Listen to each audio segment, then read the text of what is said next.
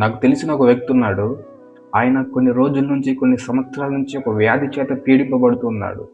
ఆయన ఎన్ని multi speciality hospitals తిరిగినా కూడా ఏ డాక్టర్ కూడా అతనిలో ఉన్న వ్యాధిని, అతనిలో రోగాన్ని నయం చేయలేకపోయినారు.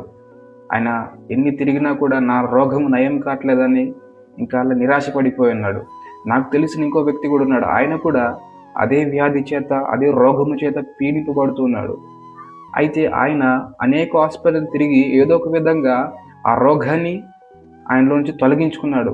ఇక్కడ ఇద్దరు వ్యక్తులలో ఉన్నది ఒకటే రోగం. ఆయన అదే రోగము చేత పీడింపబడుతున్నాడు, ఈయన కూడా అదే రోగము చేత బాధపడుతున్నాడు. కానీ ఒక ఆయన జయించాడు, ఇంకొక ఆయన జయించలేక మరణించాడు. కానీ నా ప్రశ్న ఏంటంటే, ప్రతి మనిషి కొన్ని రోగాన్ని జయిస్తున్నారు, కొన్ని రోగాన్ని జయించట్లేదు. కానీ మరణాన్ని జయించిన వాడు ఈ లోకంలో ఎవడన్నా ఉన్నాడా? ప్రతి మనిషి ఏదో ఒక రోజు ఆ మరణము జయించలేక, మరణము నుండి లేవలేక ఆ మరణానికి లొంగిపోయి మరణిస్తున్నాడు. కానీ ఏ మనిషి అయినా మరణాన్ని జయించి తిరిగి లేచాడా? అవును, ఒక వ్యక్తి ఉన్నాడు. ఆయన చనిపోయి 3 రోజులు సమాధిలో ఉండి 3వ దినమున ఆ మరణమనే ముళ్ళు విరిచి తిరిగి లేచిన ఒక వ్యక్తి ఉన్నాడు.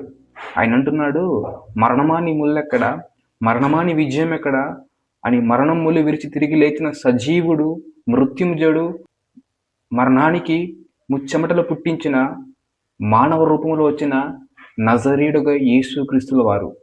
ఆయన అంటున్నాడు, ఎవరైతే నా యందు విశ్వాసం ఉంచి చనిపోతాడో వాడిని తిరిగి నేను లేపుతాను. ఒకవేళ నువ్వు యేసుక్రీస్తుని నీ సొంత రక్షకుడిగా అంగీకరించిన యెడల నువ్వు చనిపోయిన వాడిని తిరిగి లేపే సమర్థుడు.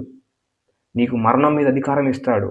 నీకు మరణం లేని జీవితాన్ని ఇవ్వాలనుకొని ఆయన ఈ లోకానికి వచ్చి నీ కొరకు, నా కొరకు చనిపోయి ఆయన రక్తం ద్వారా ఉన్న పాపాలను కడిగిన నిజమైన దేవుడు.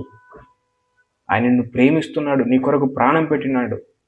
కనుక ఆయనను నమ్ముకో, నిత్య జీవాన్ని పొందుకో, నీ పాప క్షమాపణలు ఒప్పుకొని నీ సొంత రక్షకుడు అంగీకరించు.